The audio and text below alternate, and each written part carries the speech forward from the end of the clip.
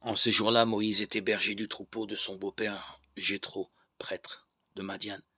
Il mena le troupeau au-delà du désert et parvint à la montagne de Dieu, à l'Horeb. L'ange du Seigneur lui apparut dans la flamme d'un buisson en feu.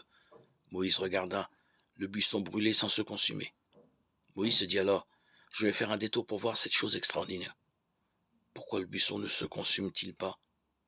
Le Seigneur vit qu'il avait fait un détour pour voir et Dieu l'appela du milieu du buisson. Moïse, Moïse. Il dit, me voici. Dieu dit alors, n'approche pas d'ici. Retire les sandales de tes pieds, car le lieu où tu te tiens est une terre sainte. Et il déclara, je suis le Dieu de ton père, le Dieu d'Abraham, le Dieu d'Isaac, le Dieu de Jacob. Moïse se voila le visage car il craignait de porter son regard sur Dieu. Le Seigneur dit, maintenant le cri des fils d'Israël est parvenu jusqu'à moi et j'ai vu l'oppression que leur font subir les Égyptiens. Maintenant donc, va, je t'envoie chez Pharaon, tu feras sortir d'Égypte mon peuple, les fils d'Israël. Moïse dit à Dieu, qui suis-je pour aller trouver Pharaon et pour faire sortir d'Égypte les fils d'Israël? Dieu lui répondit, je suis avec toi et tel est le signe que c'est moi qui t'ai envoyé. Quand tu auras fait sortir d'Égypte mon peuple, vous rendrez un culte à Dieu sur cette montagne. Lecture du livre de l'Exode 3, 1-12. Le concept biblique de Dieu comporte, tout au long de son évolution, une double composante. D'une part, nous trouvons l'élément personnel qui exprime la proximité, la possibilité d'appel, le don de soi.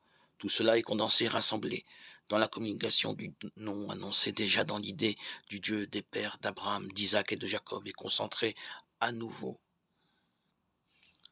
dans l'idée du Dieu de Jésus-Christ. Il s'agit toujours du Dieu des hommes, du Dieu qui a un visage, du Dieu personnel.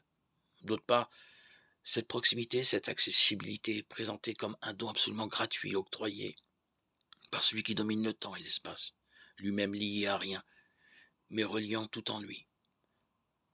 Le Dieu du ciel, le Dieu maître de toutes choses, est souverain absolu.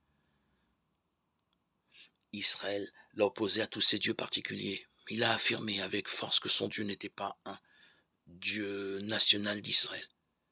Il ne voulait à aucun prix d'un Dieu particulier. Son Dieu était le Dieu de tous, le Dieu de l'univers. Le paradoxe de la foi biblique consiste dans la liaison et dans l'unité de ces deux éléments. Croire que l'être est personne, que la personne est l'être même. Reconnaître pour le tout proche ce qui est caché, pour l'accessible ce qui est inaccessible.